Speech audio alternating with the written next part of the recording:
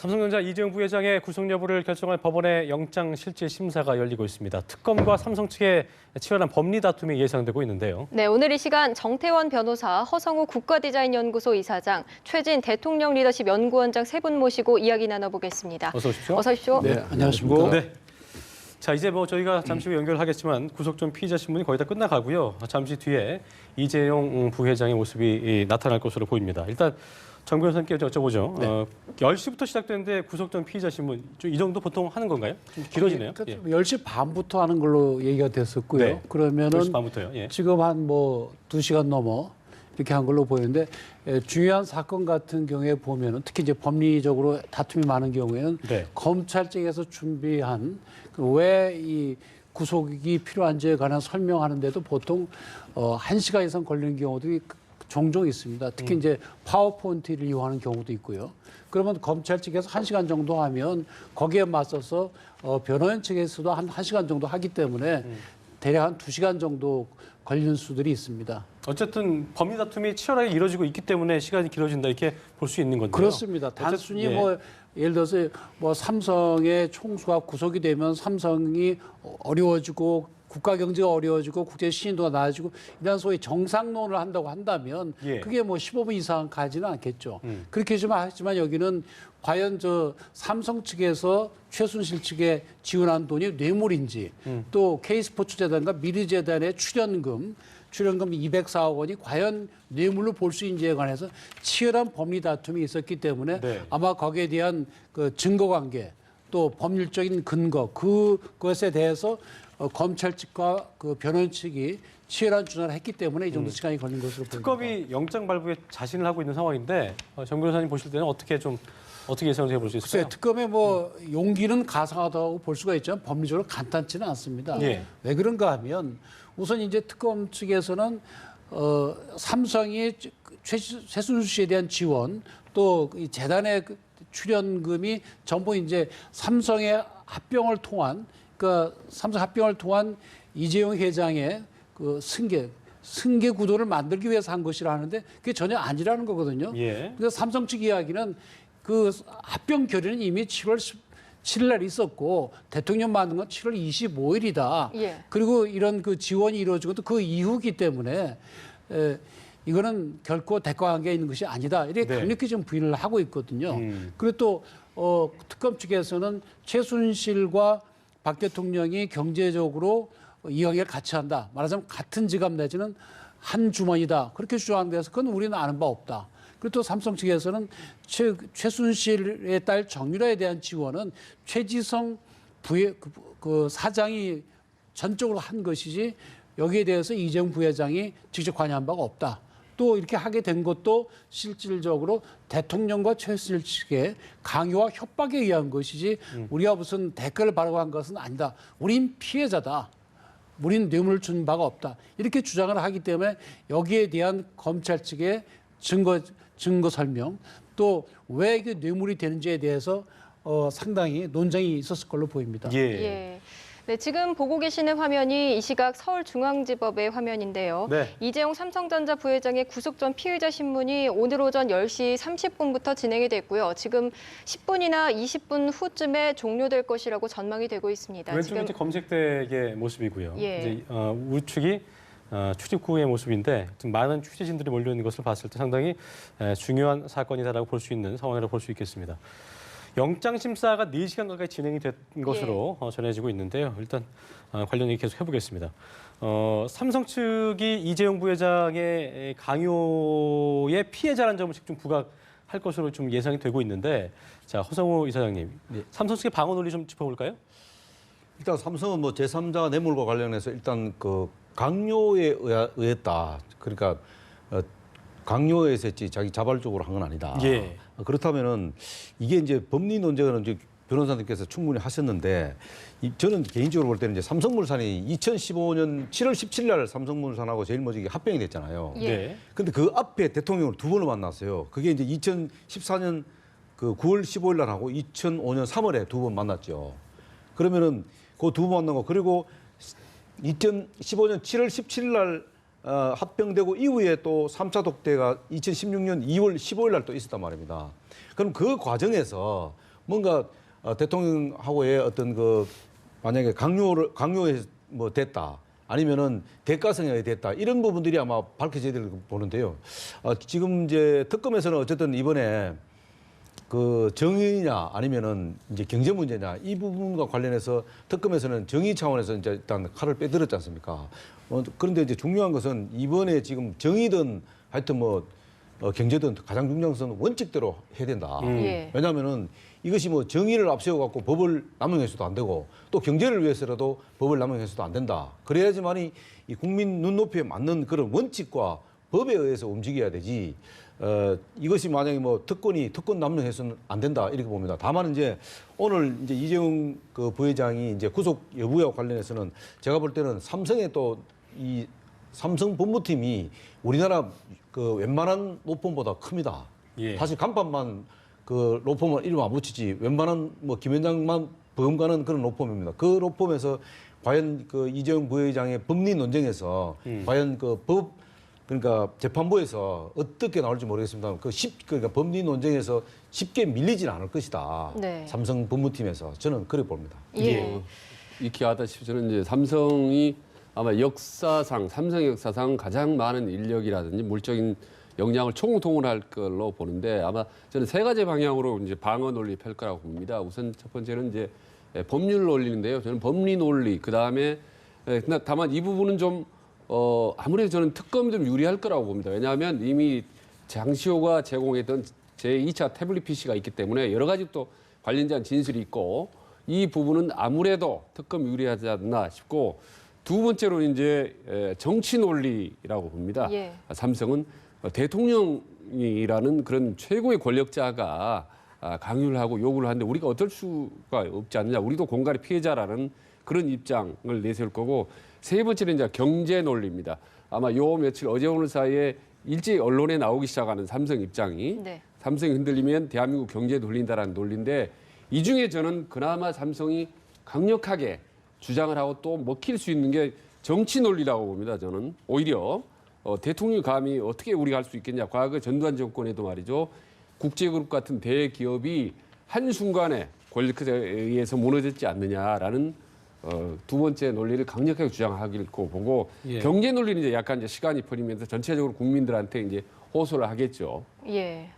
예, 제가 이 부분 여쭤보고 싶었는데요. 저 허 이사장님, 삼성 변호인단이 아무래도 이 부회장이 구속되면 중대 경영 현안에 차질을 빚을 가능성이 높다. 이런 점 부각할 것으로 예상되는데 어떻게 보십니까? 근데 그게 이제 이번에 이제 특검에서 이게 과연 통할 거냐 하는 부분인데요. 예.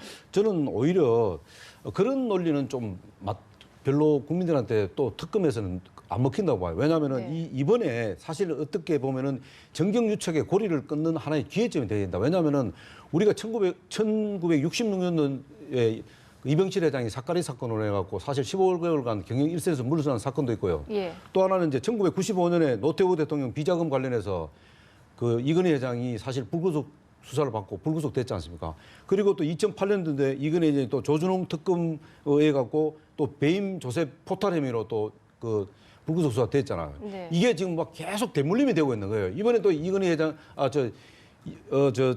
이재용 부회장이 또 이제 특검에서 사실 제3자 뇌물죄로 지금 이제 구속 수사 여부에 지금 기로에 서 있지 않습니까? 예. 이런 것은 뭐냐면은 삼성이 뭐 지배 구조가 어떻게 돼 있든 관계없이 이재용 부회장이 출사 구속된다 하더라도 삼성이 대외적으로는 타격을 좀 받을지 모르지만 오히려 이럴 때 삼성이 투명 경영에 오히려 유리할 가능성이 높다. 이렇기 때문에 저는 이번 기회를 어떻든 뭐 구속되고 관계없이 이번에 정경유착의 고리를 끊는 하나의 기회도 삼고요. 또 삼성은 투명 경영한다는 그 원칙을 새로운 전환점으로 하나의 받아들이는 그런 경영의 어떤 그 패턴을 바꾸는 그런 사례가 될 수 있지 않겠나. 또 그런 측면에서 보면 또 삼성 입장에서는 결코 불리한 것만 아니다. 그러나 다만 이제 삼성 그 법무팀에서 내세우는 이 경제적인 그 효과가 굉장히 부정적인 게 많다. 그래서 불구속 수사를 해야 된다 하는 그 논리는 저는 바람직하지 않다고 봅니다. 네, 이제 드디어 화면에 보시다시피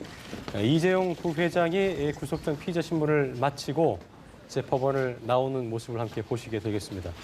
검색대를 통과하게 되겠고요. 이제 법원 출입구의 모습을 드러낼 것으로 보입니다.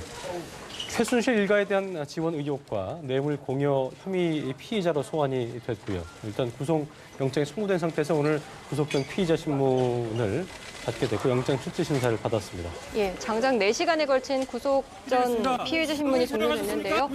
현장 화면 보시겠습니다. 함께 보시겠습니다. 네, 현장 상황이 지금 워낙 취재진이 많이 올리기 때문에 무슨 말을 할지 잘 소리가 들리지 않을 것 같기도 하고 오늘 또 입장 신문을 받기 영장 심사 받기 위해서 들어올 때도 별말을 하지 않기 때문에 일단 나갈 때도 크게 뭐 어떤 지금 상황에서 어떤 말을 하기가 좀 쉽지 않을 것 같다는 생각이 드는데 일단 차를 타고 이동하는 모습이고요. 구치소에서 대기는 원하지 않는다 이런 말을 했다고 하는데 어떻게 좀 보고 예, 계세요? 이제 원래 이제 그 구속 전 피의자 신문을 네. 할 때에는 판사가 구인영장을 발부를 합니다. 그래서 혼자 자기가 스스로 걸어가는 건 안 됩니다. 제도상. 그래서 그걸 발부하기 때문에 일단 이제 신문에 참여하기 전에 오늘도 보면 특검에 갔잖아요. 예. 거기까지 이제 스스로 간 거고 그 다음부터는 이제 특검 수사관들이 말하자면 구인을 한 거죠. 붙들고 이제 가서 이제 신문을 한 것이고 끝나고 나서도 영장이 나올 때까지는 구치소에 붙들어 두거나 또는 이제 수사관들이 계속 옆에 지켜보면서 보통 이제 뭐 이렇게 원치 않는다면 어디로 가게 됩니까? 뭐. 되게 이제 그 예전에는 그 서초동 바로 앞에 있는 서초경찰서청에 들어가 있는 경우도 예. 있고 예. 요즘 이제 서울구치소에서 이제 기다리는 경우도 있고 안 그러면 그 검찰 수사관들이 계속 이제 신병을 확보하고 있는 경우가 있고 그렇죠. 그룹 총수의 개념이니까 좀 뭐가 예우해 준 게 또 있나요? 그런 것도 있나요?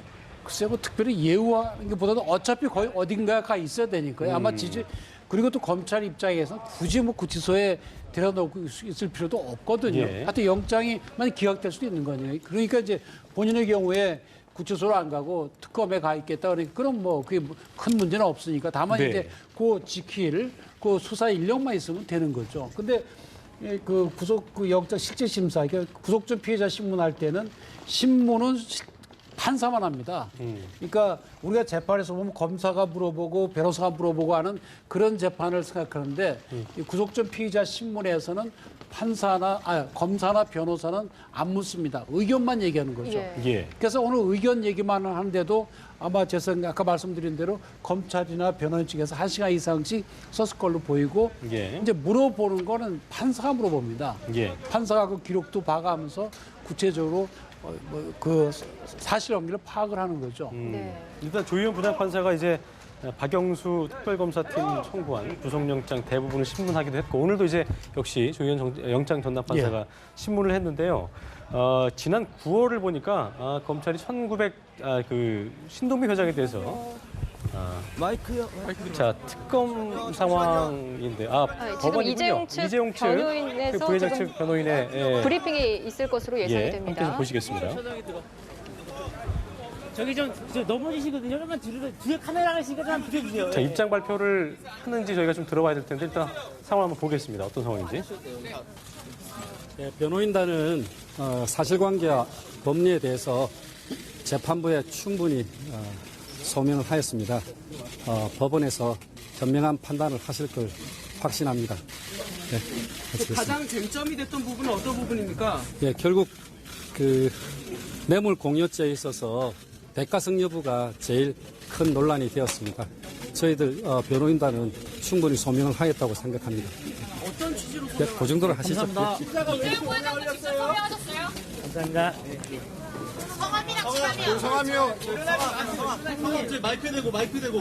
네, 이재용 부회장 측 송우철 변호사의 태평양 간단한 송우철 입장 발표를 함께 들어보셨습니다. 예.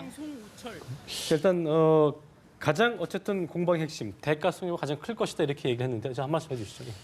이게 이제 오늘 이제 특검이 사실 이제 앞으로 탄력을 받을 건지 말 건지 하나 그것도 특검도 굉장히 이제 그 기로에 있어요. 왜냐하면 이재용 부회장이 정말로 대가성에 의한 뇌물이 만약에 적용이 돼서 구속이 되면은 아마 그 특검은 탄력을 받을 겁니다. 그리고 그 칼날은 바로 박근혜 대통령한테로 갈 가능성이 높다. 왜냐하면 지금 원래는 뭐 최지성이나 뭐 장창기 이런 사실 실장이나 이런 소위 말하면 이선에 있는 사람들을 책임을 묻고 그래서 구속될 거다 했는데 바로 그냥 이재용 부회장한테 지금 칼날을 들이댔지 않습니까? 예. 이런 것을 볼 때는 사실 이재용 부회장이 구속 만약에 반대로 안 되게 되면은 특검이 굉장히 앞으로 그 행보에 대해서 굉장히 제한적으로 움직일 수밖에 없다. 그리고 박근혜 대통령까지도 그게 영향이 미치기 때문에 이번에는 어쨌든 그 이재용 부회장을 우선 구속시킬 수 있다면은 특검은 앞으로의 특검의 행보가 굉장히 빨라지고 그것도 박근혜 대통령한테까지 영향을 굉장히 미칠 수 있다. 예, 이렇게 보는 거죠. 그런 측면에서 오늘 굉장히 중요한 날이라고 보는 거죠. 네, 시청자의 좀 이해를 위해서 증거인멸이나 도주의 우려가 있을 경우에 이제 구속영장을 발부하게 되는데 상당히 상징적인 인물이기 때문에 불구속 수사와 구속 수사의 차이점이라든가 이런 부분에 대해서 좀 설명을 좀 우선 해주시죠. 구속영장 발부 기준은 범죄를 저질렀다고 믿을 만한 상당한 이유가 있어야 됩니다. 네. 예. 그래서 어느 뭐로보다 법리적인 잘못이 없다. 네. 그러면 구속영장을 발부해서는 안 되는 거죠.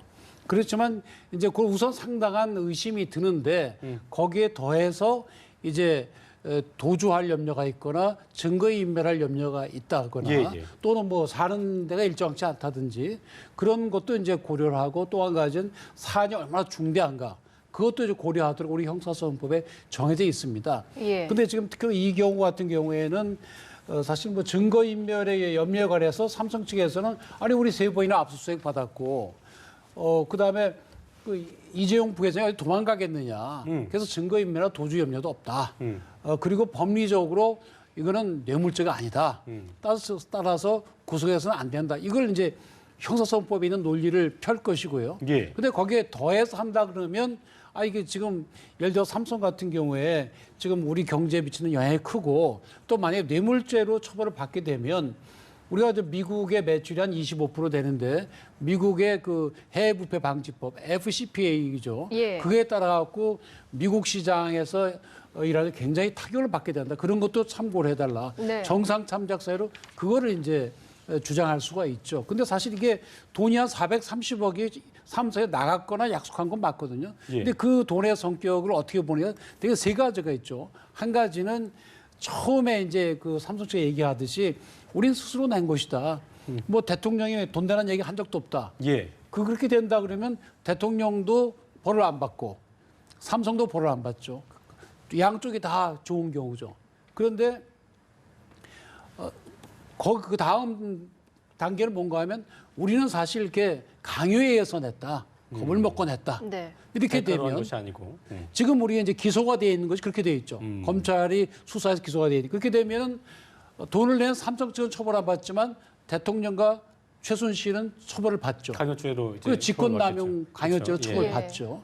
그다음에 그다음 단계 또 뭐가 있는가 하면 사실은 뇌물로 준 것이다. 우리가 불이익을 받지 않고 좀 혜택을 입으려고 준 것이다. 이렇게 되면 박 대통령과 최순실도 처벌을 받고 삼성도 처벌을 받죠. 이 세 가지 옵션이 있는데 삼성 측은 맨 처음에는 그냥 순수하게 된 것이다 주장하다가 다시 사실은 강요 내지 협박에 의한 것이다. 지금 입장이 그것이죠. 네. 그런 것이고 특검은 아니다. 세 번째 뇌물로 보는 건데 이게 굉장히 중요한 게 뭔가 하면 지금 사실 현재 기소된 대로면 대통령에 대한 처벌도 직권남용, 권리행사 방해, 강요 이렇게 돼 있거든요. 그러면 법정형이 뭐 최고로 많이 해봐야 7년 6개월 정도밖에 안 돼요. 뭐 최순실 얘기하듯이 무기징역은 불가능합니다. 근데 이게 뇌물이 되면은 우리 특정 범죄 가중처벌법에 따르면 1억 이상 뇌물을 받으면 무기 또는 무기징역까지는 안 됩니다. 10년 네. 이상입니다. 그래서 인정되기만 하면은 최순실과 박 대통령 무기 또는 10년 이상 징역을 처하게 되는 그런 중대한 범죄가 되는 거고요. 또 한편 이재용 그 부회장 입장에서 보면 이건 뇌물 공여 같으면 5년 이하 징역이거든요. 그것만 되면 괜찮은데 이 돈을 주는 그래서 78억은 이미 독일로 갔거든요. 그러면 그 돈이 회사 돈이다. 예. 그렇게 되면 한 90억 너머를 회사 돈을 횡령하게 되거든요. 예. 네. 그럼 그것도 특정경제가중처벌법으로 그것도 형이 굉장히 높아지게 됩니다. 예. 그러니까 하여튼 어떻게 했으니 뇌물죄가 돼서는 안 되는 것이 예. 삼성 측과 사실은 박 대통령 측의 양쪽의 이해관계가 일치된다고 볼 수가 있습니다. 네. 예. 지금 이재용 삼성전자 부회장 서울구치소로 이동을 해서 결과를 기다린다고 하는데요. 예. 자, 만약에 구속영장이 발부가 된다면 국내뿐만 아니라 해외에서도 뭐 경제 이런 부분에서 문제가 될 것으로 보이는데요.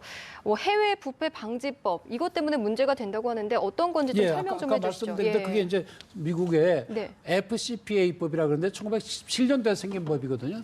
이거는 뭔가 하면 미국 기업이건 미국 기업이 아니건 그 외국에서 외국의 관리들에게 뇌물을 주면은 예. 처벌하는 겁니다. 물론 그 경우에 처벌을 받는 대상 기업은 뭔가 하면 미국의 증권시장에 상장이 돼 있거나 미국의 그 증권거래위원회 공시를 하도록 의무화가 돼 있는 기업이죠. 미국과 아무 관계없는 기업은 아니지만 그런 경우에는 외국 기업이라도 예를 들어 아프리카 독일 회사가 아프리카 가서 아프리카에 관리들에게 뇌물을 줬다. 그것도 지금 미국에서 이제 제재를 하는 거예요. 그래서 회사 같은 경우는 벌금 한 200만 불, 개인이면 10만 불. 그다음에 징역 5년이냐 이렇게 돼 있는데 사실 이게 무서운 게 아니고 실질적으로 이런 것이 인정이 되면 미국 내에서 수출 면허도 뺏기고 예. 또 미국의 그 공공사업에 참여를 못 합니다. 예. 그러니까 미국 정부에서 하는 사업에 일체 그 참여를 못 하게 되니까 타격이 굉장히 크죠. 또 증권거래도 정지될 수도 있고 아주 치명적이거든요. 그래서 네. 그 세계적으로 유명한 전기전자업을 하는 그 지멘스 같은 경우에는 중국이나 러시아, 이라크 뭐 이런 나라의 관리들에게 뇌물 줬다는 이유로 미국에서 한 8억 달러, 우리 돈으로 9,400억 정도 되죠. 예. 그 정도 벌금을 냈어요. 그 정도로 굉장히 강한 것이거든요. 대단하군요. 왜 그런가 하면 그거 안 하면은 미국 시장을 잃게 되잖아요. 근데 삼성도 만약에 이 법의 적용 대상이 된다는 게 확실하다면 한국 관리들에게 돈을 준 것도 미국에서 제재를 할 수 있게 되는 거죠. 예. 어쨌든 구속영장 발부 여부가 굉장히 중요해 보이는데 아까도 말씀드린 저희가 이재용 부회장이 좀 등장을 해서 제가 말을 하다 말았는데 지난해 9월에 조희연 영장전담 판사가 이제 신동빈 회장에 대해서 당시 1,750억 원대 횡령 및 배임 혐의에 대해서 구속영장이 청구가 됐지만 기각을 했거든요. 그 당시 이제 그 법리상 다툼의 여지가 있다고 해서 이제 기각을 했는데 이번 같은 경우도 어쨌든 아까 이재용 부회장의 변호인 입장에서는 최대한 소명을 했다고 했기 때문에 법리상 다툼이 예상이 되고 또 오늘 새벽쯤에 나온다고 친다면 법원의 어떤 그런 판단이 좀 고민된다 했을 때 기각 가능성도 저희가 좀 예상해 볼 수 있을까? 어떻게 좀 그렇습니다. 볼수 있을까요? 기각될 가능성도 우리는 배제를 할 수가 없습니다. 왜 그런가 하면 예전에는 아주 예전에는 뭐 기업 총수다 그러면 국민경제 기여한 바 크므로 불구속 예. 이런 시대에 있었지만 지금은 그렇게 해서 국민들을 설득할 수는 없거든요. 그래서 가장 중요한 것은 우선 범죄가 성립이 되느냐 안 되느냐. 그게 핵심인 것이고 국민경제에 미치는 영향이라든지 그 사람이 뭐 암에 걸려서 뭐 어떤 치료를 필요하지 그런 건 그렇죠. 단순히 참작 사유에 불과하는 것이죠. 근데 네. 이 건의 경우에도 430억이라는 뇌물로 볼 때 규모가 작은 것도 아니고 그리고 이게 무죄도 될 수도 있거든요. 그러니까 그 점을 상당히 고민할 수밖에 없고 제 개인적인 뭐 경험에 의하면 제 의뢰인도 한 사람이 이제 검찰 구속영장 청구가 됐는데 굉장히 다툼이 있는 거였습니다. 증거 관계도 애매하고 예. 법리 다툼도 있고 그랬고 열심히 투쟁을 해서 영장이 기각이 됐어요. 예. 그때도 이 조 부장이었습니다. 그래서 결국 그 뒤에 근 1년에 넘는 재판을 통해서 결국 무죄를 받았거든요. 예. 그래서 그건 그 당시에 조 부장의 판단이 옳았다는 것이었죠. 만약에 그 영장이 발부됐더라면 무죄를 받을 사람을 구속한 꼴이 됐으니까요. 그렇죠. 예. 그래서 이번의 경우에도 이 과연 뇌물로 볼 수 있느냐. 특히 이제 재단에 출연하는 것도 뇌물로 보거든요. 근데 지금 이번에 K스포츠재단, 미르재단 774억 돈 모으는데 53개 기업이 다 돈을 냈거든요. 예. 그러면 53개 기업이 다 그러면 뇌물을 준 것이냐. 이런 또 법리적인 문제가 또 있을 수밖에 없는 것이죠. 그래서 네. 여러 가지 과연 뇌물이냐 아니냐, 대가성이 있느냐 없느냐, 부정한 청탁이 있느냐 없느냐 거기에 관해서 여러 점을 짚어봐야 될 걸로 보이고 아마 우리 조 부장님도 지금부터 계속 고민에 들어가도 이 영장 결과가 오늘 중에 나오기 쉽지 않을 것이다. 그렇게 추측이 됩니다. 네. 자, 최 원장님, 재계 일각에서는 삼성이 국내 경제에 미치는 파장을 감안해서 조심스럽게 선처를 기대한다. 이런 입장도 있다고 하는데요. 재계 시선들은 좀 어떻습니까? 조심스러운 정도로 훨씬 넘어서겠죠. 그래서 지금 기업의 대기업의 어떤 대표 주자인 삼성의 어떤 사실상 총수가 구속되면 나머지 뭐 이미 언론에 나오지 않습니까? 다음 뭐 SK 차례다, LG 차례다 줄줄이 예. 거론되고 있기 때문에 아마 요로에 적극적으로 저는 그 자신들의 의견을 선처를 요구하는 그런 그 여론을 조성하고 있는 걸로 알고 있습니다. 근데 아시다시피 만약에 이재용 부회장이 어떤 뇌물죄가 성립을 하면 바로 뇌물 공여자가 되지 않습니까? 그렇죠. 그러면 바로 상대적으로 뇌물을 줬으면 받은 사람이 있기 때문에 박근혜 대통령 바로 뇌물 수수자의 입장에 서게 되는 거죠. 그러면 바로 이제 헌재가 탄력을 받게 되고 그래서 이후에 특검 입장에서는 대통령한테 직접 대면 조사를 할 수 있는 명분도 생길 뿐만 아니라 심지어는 죄송합니다. 이재용 부회장하고 예. 박근혜 대통령하고 뇌물을 준 사람과 받은 사람의 대질 신문까지 해야 되는 그런 명분이 생기거든요. 이렇게 되면 그야말로 대기업 전반으로 그 확장이 돼가기 때문에 대기업 입장에서는 상당히 적극적으로 아마 이 부분에 대해서 선처를 호소하는 그런 분위기를 만들고 있는 걸로 알고 있습니다. 네. 예. 신문이 끝나면 결과에 따라서 오늘 밤이나 내일 새벽쯤에 구치소에서 지금 구치소에 수감이 될 거고요. 일단 석방이 되든지 그게 반대가 되든지 할 텐데 법원의 결정을 좀 저희가 전망을 해봐야 될 것 같은데요. 허성희 사장님 어떻게 좀 예상을 좀 해볼 수 있을까요? 글쎄 뭐 변호사도 계시는데 제가 그렇죠. 뭐 예. 근데 저는 개인적으로 일단 불구속될 가능성이 좀 있지 않겠나. 이게 왜냐하면 이제 그 변호사님 충분히 설명하셨습니다만은 일단 특검에서 내세운 게 세 가지잖아요. 이게 지금 430억대 뇌물 공여도 있고 그 다음에 이제 횡령도 있거든요. 또 국회에 정은 감정 등에 대한 법률 위반, 그 위정 부분도 있지 않습니까? 그 나머지 지금 뭐 430억 뇌물 공여도 중요하고 뭐 위정도 중요하지만. 잠시만요. 저희 이구철 특검보가 특검 정례 브리핑을 위해서 지금 단상에 오르고 단상에 있습니다. 예. 함께 들어보시겠습니다. 예.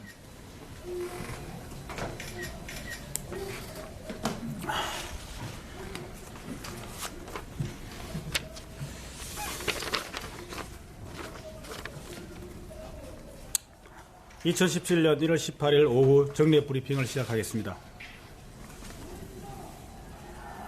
먼저 수사 진행 상황 관련입니다. 특검은 어제 중앙지방법원으로부터 김경숙 전 학장에 대하여 업무방해 등 혐의로 구속영장을 발부받았고 김기춘, 조윤선 및 김영재를 피의자로 조사하였습니다. 오늘은 이재용 삼성전자 부회장에 대한 영장실질심사를 진행하였으며 최경희 전 이화여대 총장을 업무방해 등 혐의에 대한 피의자로 소환하여 조사 중에 있습니다. 국회 국조특위 고발 관련입니다. 국회 국조특위는 어제 김기춘 전 비서실장의 위정 혐의에 대하여 고발장을 특검에 제출하였습니다.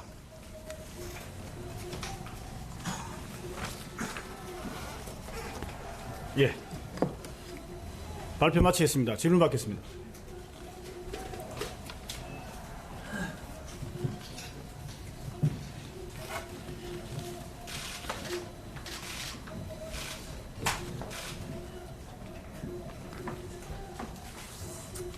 예. YTN 이종원입니다. 먼저 약간 좀 부차적인 문제일 수도 있는데 이재용 부회장 대기 장소를 놓고 좀 혼선이 있었던 것 같은데 다시 잡겠습니다. 왜 그렇게 되신 건지 정의를 좀 설명 부탁드리겠습니다. 원래 사전 구속영장 실질 심사를 마치고 대기 장소에 대해서는 원칙적으로 법원이 그 장소를 정하도록 되어 있습니다. 따라서 오늘 같은 경우에도 법원에서 대기 장소를 서울구치소로 정했기 때문에 서울구치소로 가게 된 것이고요. 어제 이제 특검에 올 수도 있다고 말씀드렸던 것은 법원이 그에 대한 결정을 하지 않을 경우에는 다른 장소로 특검으로 올 수 있었기 때문에 그렇게 말씀드린 것이고 오늘 최종적으로 법원에서 원칙에 따라 결정하였기 때문에 거기에 따라 처리된 것입니다. 특별한 사정은 없습니다. 예, 또 질문 받겠습니다. TV조선의 최우정 기자입니다. 어저께 예. 삼성 측에서 먼저 이재용 부회장이 오늘 실질 영장 발부 여부 기다리는 동안에 특검에서 기다릴 수 없겠냐 요청한 걸로 아는데 그게 사실인지 그리고 이유가 무엇으로 보이는지 말씀 좀 부탁드리겠습니다. 뭐 명시적으로 요청하였다 이렇게 말씀드리기는 그렇고요. 뭐 특별한 이유는 없었던 것으로 알고 있습니다.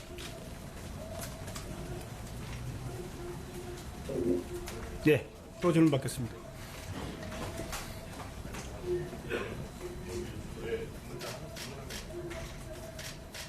예. 질문 없습니까?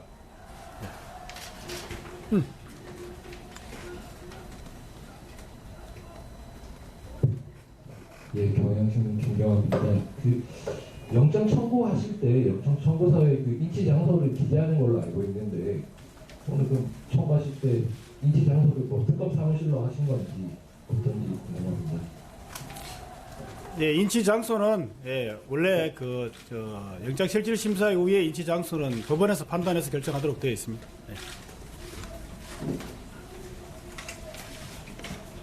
네, 뉴스런 심원기 기자입니다. 그 이재용 그 부회장에 대한 영장이 오늘 만약에 기각된다면 재청구하실 생각이 있는지. 아직 뭐 영장 결론이 나오지 않았기 때문에 현 단계에서는 특별히 드릴 말씀이 없습니다. 그리고 어제 김기춘 실장하고 조윤선 장관 조사를 하셨는데 좀 뭐 성과가 있으셨는지 뭐 재소환할 수 있는지 그에 대해서도 좀. 현재로서는 그 재소환 2명 김기춘 전 실장과 조윤선 장관에 대한 재소환 계획은 현재로서는 없는 것으로 알고 있습니다. 다만 특별한 성과가 있었는지 물어보셨는데 그 두 명은 지난번에 지금까지 보여왔던 그 진술 태도를 그대로 유지한 것으로 그렇게 알고 있습니다. 그렇다면 재소환 조사를 안 하시고 바로 구속영장을 청구할 가능성도 있으십니까? 예, 재소환 없이 지금 현재까지 조사된 결과를 종합하고 관련 진술을 검토한 이후에 금명간 그 2명에 대한 사전 구속영장 여부가 결정될 것이라고 판단하고 있습니다. 저 연합뉴스TV 이소영 기자입니다. 그 이재용 방금 영장실질심사 끝나고 이제 삼성 쪽에서는 뭐 대가성에 대해서 다퉜고 뭐 소명 잘했다 뭐 이런 식으로 입장 발표를 했는데요. 특검에서는 좀 어떤 입장이신지 평가 어떻게 하시는지. 아직까지 영장 실질심사에 대한 결론이 나오지 않은 상태이기 때문에 특별히 드릴 말씀은 없습니다. 다만 특검도 이번 구속영장에 대해서 지금까지 최선을 다했기 때문에 재판부에서 현명한 판단을 해주시라고 기대하고 있습니다. 한국일보 김정호입니다. 이재용 부회장 대기 장소에 대해서 다시 한번 여쭤볼게요. 일반적으로 검찰에서 사전영장 청구했을 때는 보통 검찰 청사 안에 있는 구치감에서 대기하다가 그 다음에 이제 영장이 발부되든 기각되든 이제 나가게 되고, 그런데 지금 여기서 이제 서울 체포된 피의자가 아닌 경우에 서울 구치소로 가는 경우는 거의 처음 본 것 같거든요. 그래서 이제 그 이유와 그리고 앞서 특검에서 사전영장을 청구했었던 다른 피의자들 경우에는 어디에서 대기했었는지 그것도 한번 설명해 주셨으면 합니다. 네, 이규철 특검보의 정례 브리핑 현장 함께 보셨습니다. 예. 네, 오늘 이야기도 여기서 마무리 짓겠습니다. 예. 지금까지 정태원 변호사, 허성우 이사장, 최진 원장님께서 함께해 주셨습니다. 고맙습니다. 세 분 고맙습니다. 예.